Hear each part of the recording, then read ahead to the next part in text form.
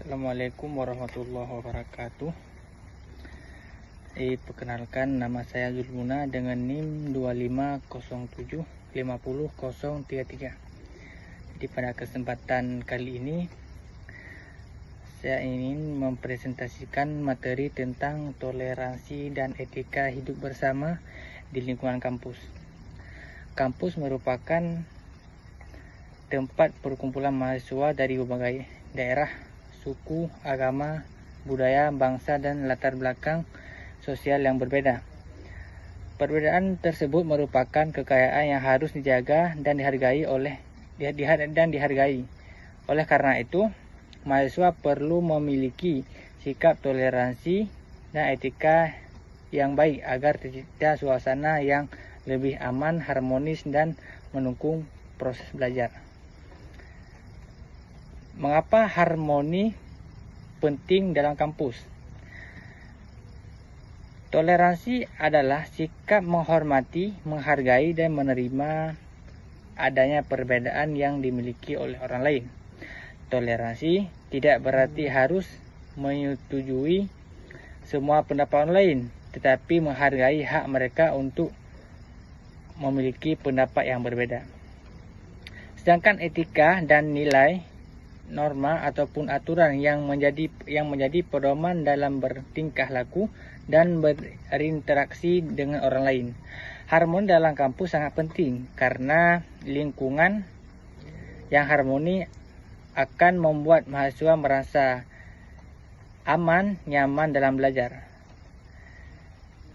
Sebaliknya, jika tidak ada toleransi dan etika, maka akan muncul konflik, diskriminasi, bahkan perpecahan dan mengganggu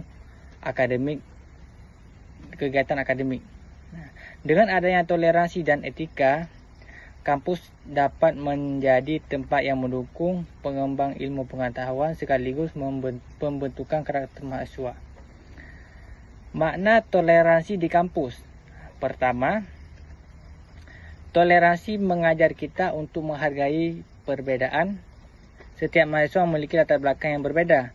Ada yang berasal dari daerah perkotaan, pedesaan, bahkan dari provinsi yang berbeda. Perbedaan ini tidak boleh menjadi alasan untuk merendahkan orang lain.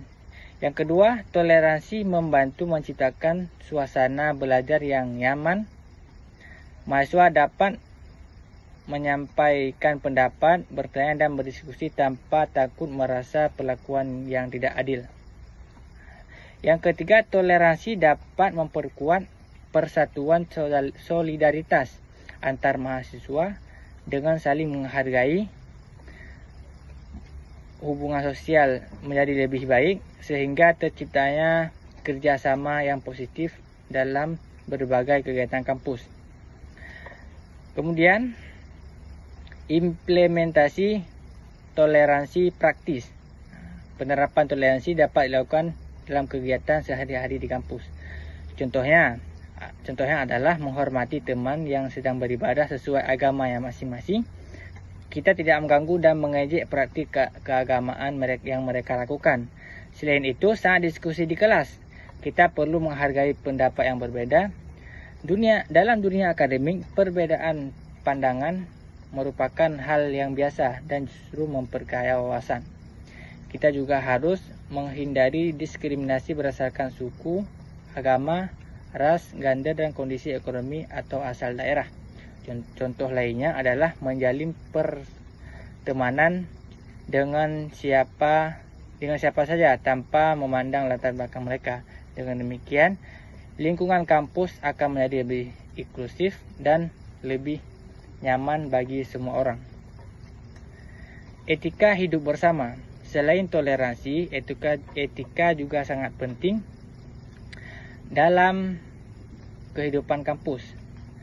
Etika membantu mahasiswa memahami bagaimana cara bersikap dan berperilaku yang baik dalam lingkungan akademik.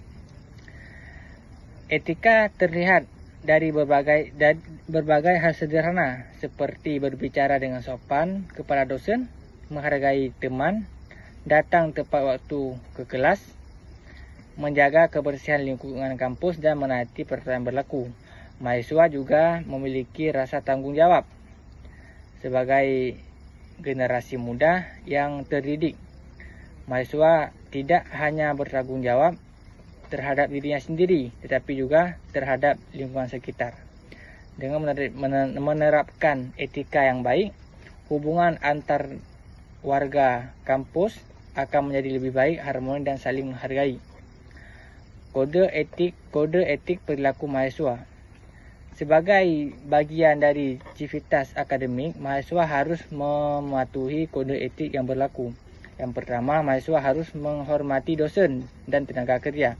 Hal ini dapat dilakukan dengan menghargai bahasa yang sopan, mengikuti aturan perkuliahan, dan menghargai proses pembelajaran. Yang kedua, mahasiswa harus menghargai sesama mahasiswa dengan melakukan perundungan atau bully. Jangan melakukan perundungan atau bully baik secara langsung maupun melalui sosial media. Ketiga, mahasiswa harus berkomunitas secara santun. Hindari penyebar berita bohong, ujaran kebencian, maupun komentar yang menyakiti orang lain. Keempat, mahasiswa harus menjaga fasilitas kampus seperti ruang kelas, perpustakaan, laboratorium, maupun hal-hal yang lain. Kode etik ini bertujuan menciptakan lingkungan kampus yang aman, tertib, dan kondusif. Dampak positif toleransi dan etika. Jika toleransi dan etika dijaga dengan baik, maka akan memberikan banyak manfaat.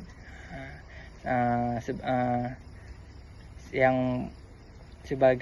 sebagiannya terciptanya harmonisasi sosial di lingkungan kampus, hubungan antar mahasiswa dan dosen menjadi lebih baik, dan meningkatkan kerjasama dan kolaborasi. Mahasiswa dapat bekerja sama dengan lebih efektif dan tugas kelompok, organisasi maupun kegiatan kemahasiswaan yang lainnya. Dampak degradasi etika. Sebaliknya, jika toleransi dan etika mengalami penurunan, maka itu adalah masalah yang muncul. Misalnya terjadi konflik antar mahasiswa karena perdebatan pendapat yang tidak dihargai. Kemudian munculnya diskriminasi terhadap kelompok tertentu sehingga menciptakan rasa yang tidak nyaman dan ketidakadilan. Kesimpulan yang dari penjelasan tadi sebagai penutupnya dapat disimpulkan bahwa toleransi dan etika merupakan dua hal yang tidak dapat dipisahkan dalam kehidupan kampus. Toleransi mengajar kita untuk menghargai perbedaan, sehingga etika mengajarkan kita untuk berperilaku sebagai norma dan nilai yang berlaku. Dengan menerapkan keduanya, kita dapat menciptakan lingkungan kampus yang harmoni, aman, nyaman, dan mendukung keberhasilan akademik. Sebagai mahasiswa, kita harus menjadi contoh dalam menghormati sesama, menjaga sikap, menjunjung persatuan, serta berkontribusi dalam menciptakan budaya kampus yang positif. Jadi sekian dari presentasi saya. Apabila ada kekurangan, saya meminta maaf karena saya sadar masih dalam belajar. Sekian, Assalamualaikum warahmatullahi wabarakatuh.